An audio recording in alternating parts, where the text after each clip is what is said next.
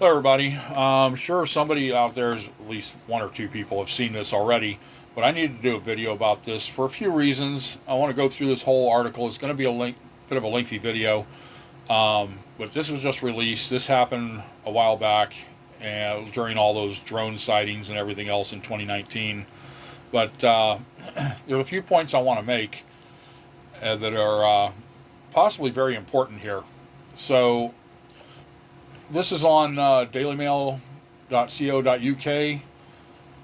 Swarms of flashing Tic-Tac shaped UFOs chased four U.S. Navy destroyers off California coast at 45 miles per hour and hovered above them at night for weeks. Ship's logs reveal.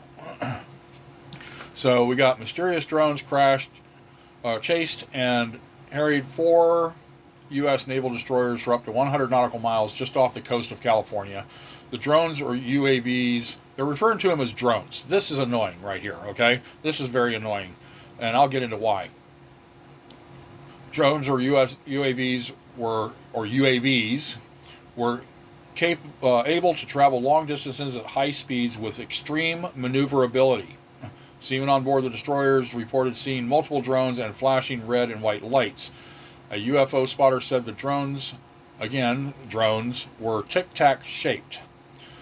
The head of the Navy and the FBI were involved in the investigation, but it was hushed up by the naval intelligence. Typical of unusual sightings. The area is home to a large U.S. naval base on San Clemente Island, and in the same area as another famous UFO sighting in 2004. Okay, so let's get into this here. Just keep going down the list here, down the article, because first of all, I'll get into why the fact that they refer to these things as drones, or these sightings as drones, is so annoying, or UAVs is so annoying. I'll get into that in a little bit. It's just it's kind of irking, but I want to really make some good points here and look at some perspectives here about this article. So anyway, U.S. Navy warships stationed off the coast of Los Angeles encountered swarms of mysterious drones which pursued them at high speed and low visibility, prompting a high-level investigation and some head-scratching among top military brass. The series of encounters with suspected UAVs, or unmanned aerial vehicles, here we go again, in July 2019, saw as many as 6 mysterious aircraft swarm several U.S. Navy warships close to a sensitive training area at the Channel Islands, according to the drive. Based on deck log data from 4 U.S. destroyers targeted in the series of encounters, the drive worked out that the drones flew at speeds of up to 45 miles an hour and traveled at least 100 nautical miles, far exceeding the capabilities of any commercially available unmanned aircraft. Right there. Far exceeding the capabilities of any commercially available unmanned aircraft. How many of us out there know anything in the RC hobby or commercially available that can travel that far, period? Battery technology just isn't there. Now, if the military or some other country has some kind of capabilities like that we don't know about, but you know what? Us in the RC hobby, that's unheard of. That is absolutely unheard of. 100 nautical miles, 45 miles an hour.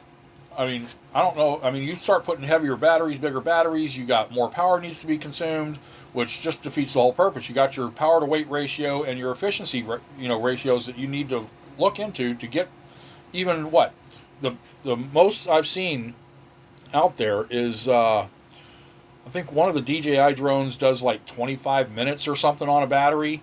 But if you go and put a bigger battery on it, it's just not going to do much. It's just going to drop the amount of time that you're up in the air because you're just putting more weight on it, which means it has to consume more energy to stay in the air.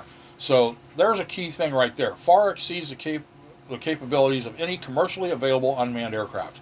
Okay, that's even including what we have in the RC hobby. Because my multi-rotors, they get anywhere from 2 to 6 minutes, and that's if I'm really taking it easy. 6 minutes on a couple of them, and that's really taking it easy. And there's no way it's going to go flying to 100 nautical miles. So anyway, let's keep going here. The incident was brought to the attention of the Chief of Naval Operations and the FBI, and at one point the Navy began investigating itself as the potential source of the mystery drone operators. However, before conclusive answers could be uncovered, the Navy classified all communications about their investigation. So this was all hush-hush. So here's just a map of where roughly it was going on. Okay. U.S. destroyers on patrol in July 2019 were suddenly swarmed by flashing Tic-Tac, supposed to be Tic-Tac, says Tic-Tac shaped, drones which were able to travel long distance at high speeds. Okay. USS Kidd pictured here. Let's get down here. USS Gonzalez, guided missile destroyer. They use an onboard intelligence team known as Snoopy to track unknown flying objects. The bridge of the USS Porter, which is the same Airlie Burke class destroyer as those targeted in the July 2019 drone skirmish. They're calling it a skirmish. Oh my gosh, so they were absolutely under attack here. Okay, the drive, which investigates military weaponry and tactics using ship logbooks and internal emails released by the Navy under the Freedom of Information Act, were able to reconstruct the bizarre series of events. Their account shows the drama began on the night of July 14, 2019. Deck logs from the USS Kidd show that just before 10 p.m. that night, 2 drones were spotted. They keep referring to them as drones. An onboard intelligence crew responsible for documenting and investigating contact with unknown vessels, known as the Ship Nautical or otherwise Photographic Interpretation and Exploration Team, or Snoopy, was engaged to figure out who or what the mystery flying objects were. Of course, you want to find out what it is. Matter of national security. First of all, they're flying around Navy ships. Within a few minutes of the sighting, reports show the USS Kidd moved into quiet mode, minimizing communications as it sought to work what the threat level was. And contacted a nearby warship also on patrol, the USS Rafael Peralta, who also engaged their onboard photo intelligence team, or Snoopy. Several other U.S. Navy destroyers on patrol nearby began noticing strange lights. The USS John Finn also reported UAV activity and noticed a red flashing light at 10:03 p.m. according to its logbook. Just over an hour later, at 11:23, the USS Rafael Peralta spotted a white light hovering over the flight deck. The drone, again they're calling it a drone, was able to remain hovering above the destroyer's helicopter landing pad while traveling at speeds of 16 knots and in low visibility. The nearly 90-minute encounter. 90 minutes. What do we have available to the consumer here and in the hobby that can fly for 90 minutes?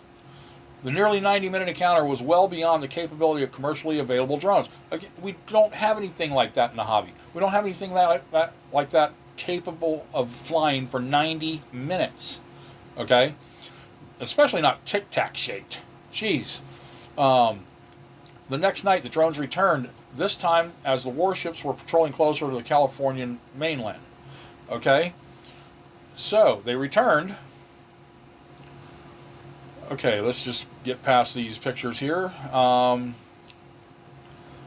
here's a little tweet here from somebody. Did the Navy ship USS Kidd DDG-100 encounter a UAP in July 2019 in SoCal Oparia? Trying to find out more. The ship logs indicate that a Snoopy team was deployed and an intel section that tries to visually ID objects. DM if you know more. Okay, so this was back in apparently 2019. I don't know when this was, but it's talking about the 2019 incident. This specific incident. This was on June 8th. Okay, regarding 19 USS Kidd UAP, Navy vet said his friend said he could see them with the naked eye, and they were almost eye level with the bridge hovering. They were the same Tic-Tac shaped objects. This is in the same area the Nimitz encounters took place. Those are the ones back in 2004, I think it was. They were first spotted by the USS Rafael Peralta, and the ship's Snoopy team was engaged at 8:39. At 8:56, logs show the USS Kidd had also come into contact with drones. The drones seem to have pursued the ships even as they continued to maneuver throughout the incident, the drive reported. Logbooks on board the USS Russell show drones were swarming all over it, dipping in elevation from 1,000 to 700 feet and seemingly able to move in any direction. The USS Russell had separate contact with drones 9 occasions in less than an hour. Then at 9:20 p.m. that night, the USS Kidd noticed multiple UAVs around the ship. The USS Rafael Peralta was also swarmed by as many as 4 drones. Again, they're calling them drones.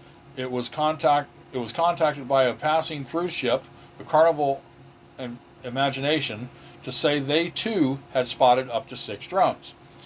The 3-hour frenzy of activity continued until close to midnight, with none of the warships able to say with certainty where the drones had come from. The Navy's top commanders, including the Chief of Naval Operations in CNO and Commander of the Pacific Fleet, were notified. The Los Angeles Bureau of the FBI was also brought in to look at the incident. The subsequent investigation found that just a handful of civilian ships were in the area at the time that could have been used as landing pads for the drones. They keep calling them drones. Investigators suspect the drones may have been launched from the ORV Alguita, a catamaran in the area. And while the Alguita did have drones on board, let me say that again. And while the Aguilita did have drones aboard, it was soon established its aircraft were not capable of such aeronautical feats. Of course, because nothing commercially available to the general public, to civilians, is capable of doing the things they're describing here. 90-minute flights? I don't think so. Naval intelligence was brought in on the investigation, and it was soon turning its glare inwards. In other words, they're looking at their own people to find out what was going on. See, maybe if they were responsible. The area is home to a large U.S. naval base on Sam Clement Island, where sensitive training operations are often undertaken. Soon afterward, the Navy classified the investigation, preventing further information from being released to the drive. There were further drone sightings later in July 2019 with Snoopy teams aboard the destroyers again being called to identify the drones and work out where they were coming from. The bizarre incident was first noticed by filmmaker David Beatty, a UFO researcher who UFOs. In June 2020, he tweeted, "Did the Navy ship USS Kidd DDG-100 encounter a UAP in 2019 in SoCal, Oparia, trying to find out more. The ship logs indicate a Snoopy team was deployed and intel section that tries to visually ID objects. DM if you know more. Near San Clement Island." And he misspelled Snoopy. It's supposed to be an IE, and it's supposed to be all caps for that team.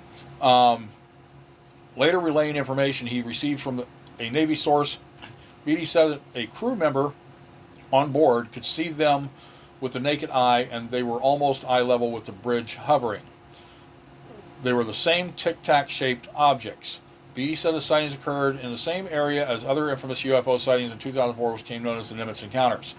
The drive said there remained baffling questions about how the drones had been able to fly with such breathtaking skill, speed, and maneuverability. If the drones were not operated by the American military, these incidences represented a highly significant security breach, of course. Just a few days ago, the former director of national intelligence revealed the U.S. has evidence of UFOs breaking the sound barrier without a sonic boom and making maneuvers impossible with known technology. Again, maneuvers impossible with known technology, breaking the sound barrier without sonic booms. John Ratcliffe, who served as Donald Trump's director of national intelligence, said that many of the incidents still have no easy explanation. There are a lot more sightings than have been made public. Ratcliffe told Fox News some of those have been declassified. Okay, I don't want that video. Tic-Tac UFO. U.S. Navy pilot made visual contact with object on November 14th, 2004. That's going back to the other incident. At least 6 Super Hornets pilots made visual contact with the UFO on November 14th, 2004. The encounters, which are documented in numerous interviews with first-hand witnesses, may remain a mystery, and the object's incredible speed of movements have led to speculations that it was extraterrestrial in origin. The original FLIR video from the USS Nimitz encounter leaked online as nearly as 2007. Witnesses say that clips of the video had been circulated widely on the Navy's internet, used to communicate between ships in a carrier group, and an unknown sailor in a group likely first leaked it. The clip became one of the most touted pieces of evidence in the UFO community when the Pentagon confirmed its authenticity in 2017. These are the same types of tic-tac shaped objects from 2004 that they described showing up in 2019 again. Tic-tac shaped, okay? They're not saying exactly how large these things are, but I'm assuming they're not tiny.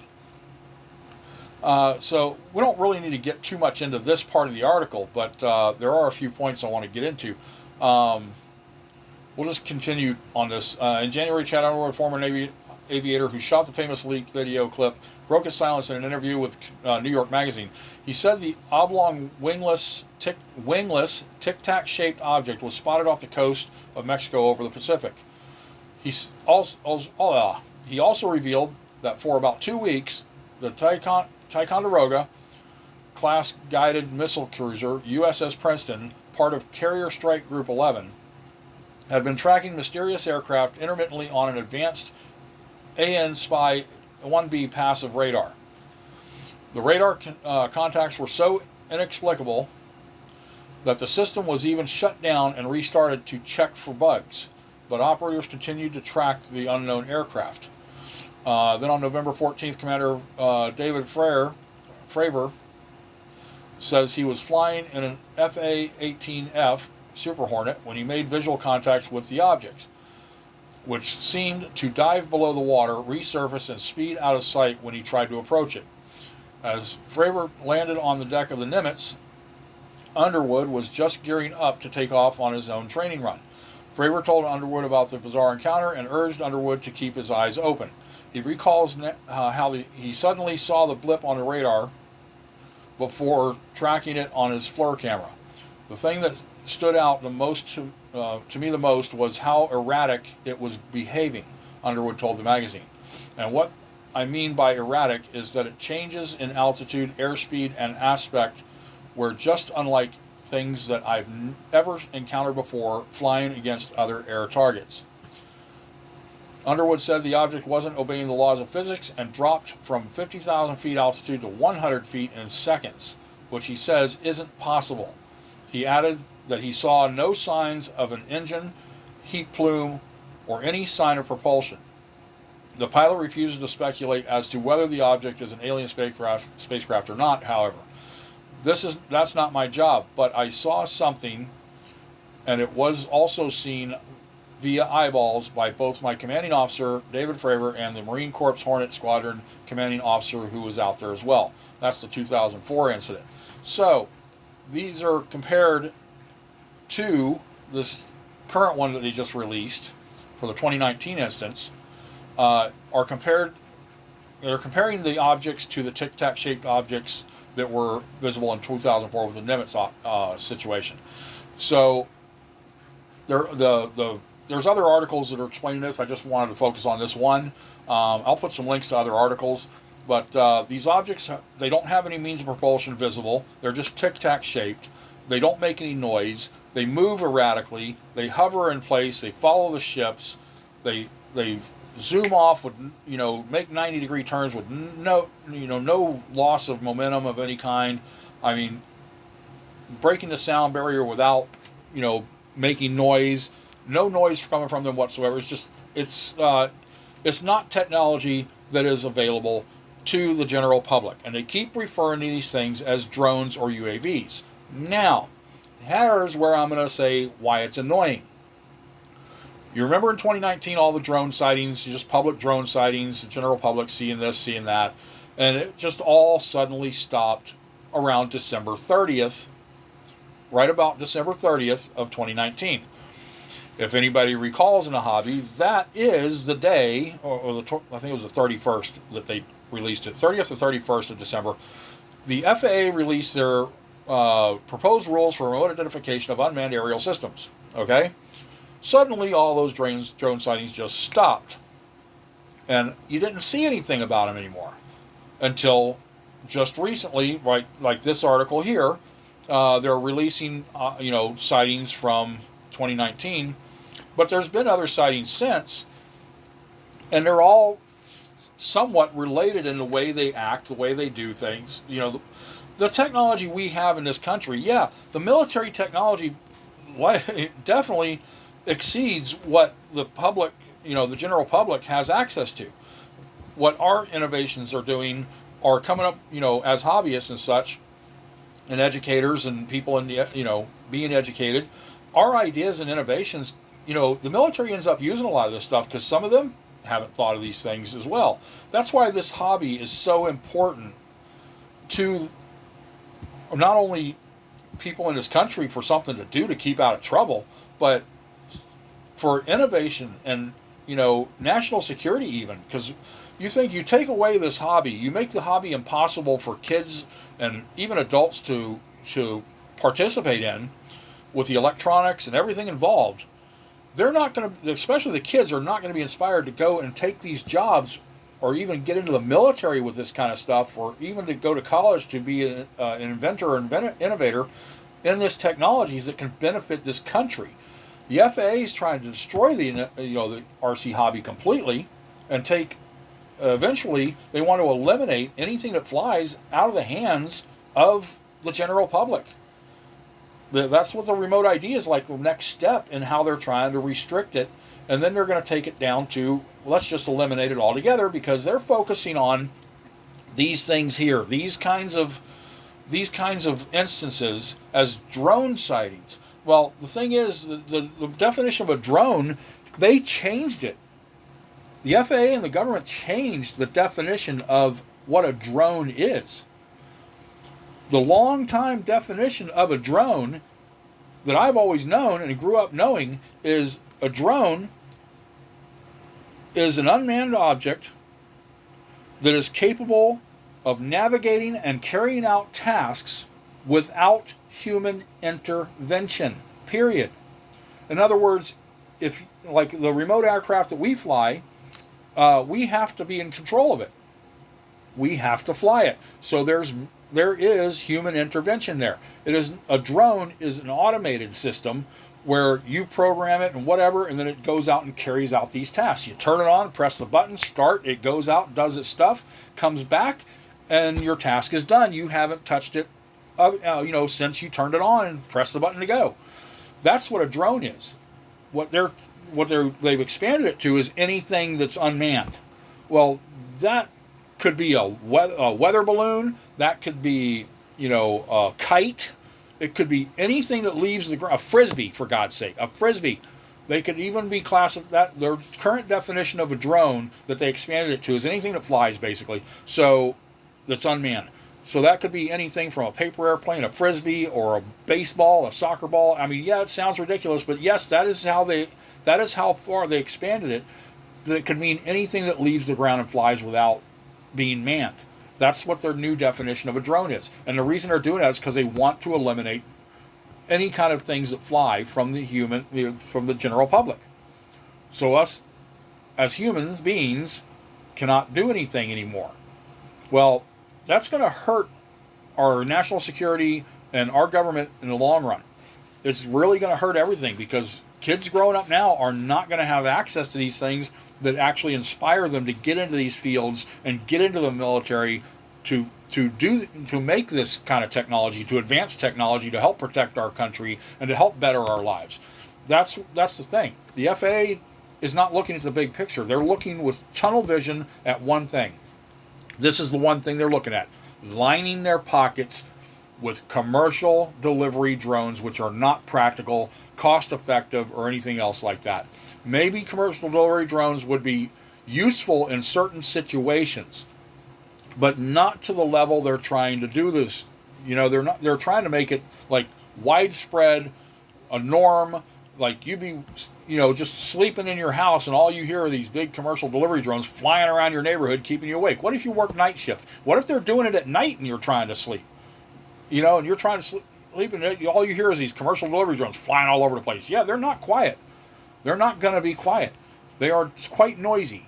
And then you think about the dangers involved with commercial delivery drone the aspect of commercial delivery drones. They're going to be flying all over your neighborhood. They're going to be crossing streets, flying over parks, flying over everything, flying over highways, and failures will happen.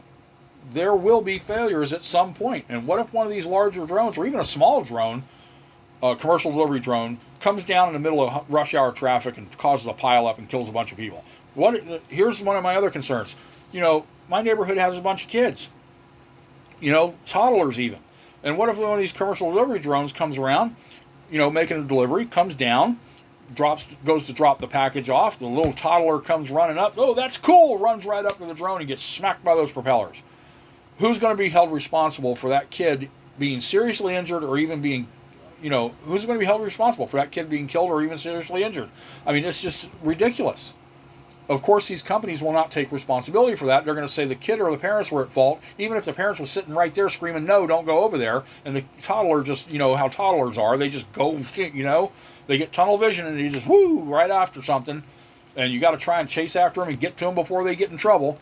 But it happens.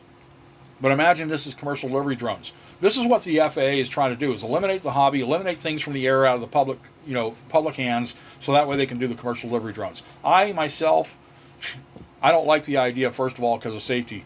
And I don't see the feasibility in it because of cost effectiveness to run these things, to maintain these things. It's just not going to work out. So anyway, that's where this is going. But the thing is, they keep referring to these UFOs and stuff like that as drones. They even went to a private ship, a catamaran, to see if they were the responsible. Well, who would have this technology? Well, maybe, if you think about it, maybe, hey, let's just say, not to pick on China or anything, let's just say, for example, China is far advanced, further along advanced than we are when it comes to technology, and they're spying on the ships and stuff like that. What if that's something like one of our rival countries has the technology we don't know about, and that's what this was? We're up crap creek without a paddle here, if that's the case, because our technology, that anything that we know of in the military, is nothing like that. If the military is describing it as nothing they've ever seen or heard of, even in the military with high level clearance, we're screwed. If that's in one of our rival countries, China is advancing quite rapidly, and I honestly wouldn't put it past them that they are already more advanced than the U.S. is. But here's the funny thing. Here's the messed up thing. Our government is more focused on taking down the RC hobby and political SJWs and BLM and Antifa and QAnon and Blue Anon, whatever else you want to talk about, all the drama BS, and listening to our celebrities as they are gods and stuff like this, and all the drama and everything. That's what they're focused on. They're not focused on national security anymore. Our government has turned into a drama queen, it's like a drama queen Woodstock, I guess you can call it. It's just a big, huge party of drama queens focused on celebrities, celebrity gossip, this group, that group, extremist groups, social justice, all this other crap. Why don't we focus on national security like we should be focusing on? Focusing on bettering this country, focusing on bettering everyone. All this cancel culture stuff is just absolutely ridiculous. Every bit of it is ridiculous. Both sides, middle, left, right, middle, it doesn't matter. All the drama is just ridiculous. The government is focusing on the wrong thing. We need to be focusing on things like this that could potentially be a national security threat, not the drama, not the RC hobbyists sitting out in the field just chilling for the day, you know, drinking a soda or whatever, and flying a couple of battery packs, just flying quadcopters, multirotors, or helicopter or airplane, whatever.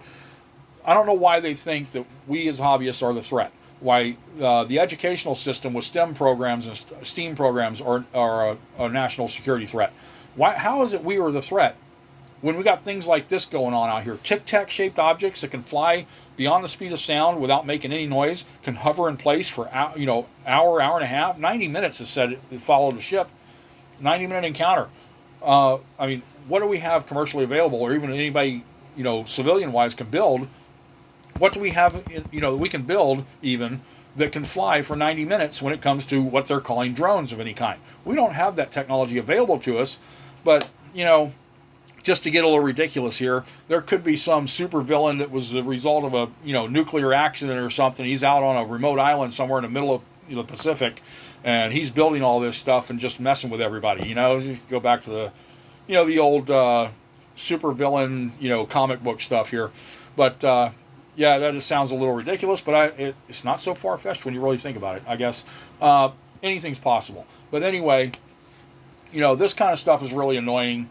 That there's other articles out here about this that the FAA has used about things like this. Plenty of them. They're probably going to use this one as well if they haven't already. I've run across one that kind of mentioned it, the FAA with this kind of thing. There's plenty of articles out there about this, so you might want to look around if you want to get more. There's some from, let's see, this is from the Sun. There's a video here. There's Flipboard. There's the National Interest, News Troll. This one's actually on dailymail.co.uk. There's plenty of stuff out here. The Sun and the Sun US. But anyway, yeah, this stuff is out here. There's plenty of it out here. Just look around if you want. And a matter of fact, there's a podcaster that I listen to. His name is Tim Pool, and I'm going to point to a video he did while I was putting this video together. I ran across that, and I'm going to go ahead and add that link in here just to give you guys yet another perspective. I mean, he mentions things that I've already mentioned. He mentions a few things that I didn't mention, but I thought of, and I was thinking, okay, I'm going to put this in this video. But yeah, he did a really good job of kind of looking at conspiracy theories and things like that. He's a really good podcaster. I like him. But I'll put a link to his video about this situation as well in the description. But yeah, guys, I'll put a link to this article right here. I might put a couple of these others up here. I got to go through them and see what's going on. Maybe I'll just put this one. You guys can just search this. And then, Google's wonderful for that.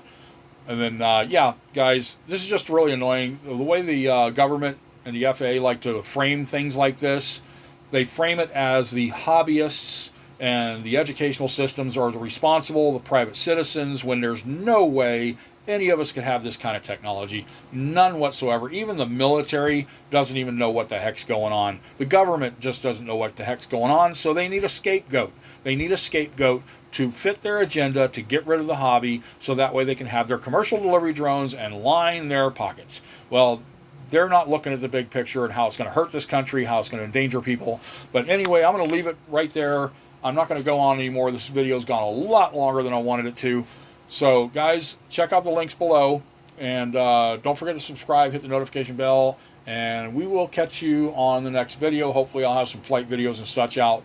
As long as we can do this in the hobby, I'm going to be out here trying to put something up to entertain you guys with flights or whatever. All right. Thanks for watching, guys, and we'll catch you on the next one.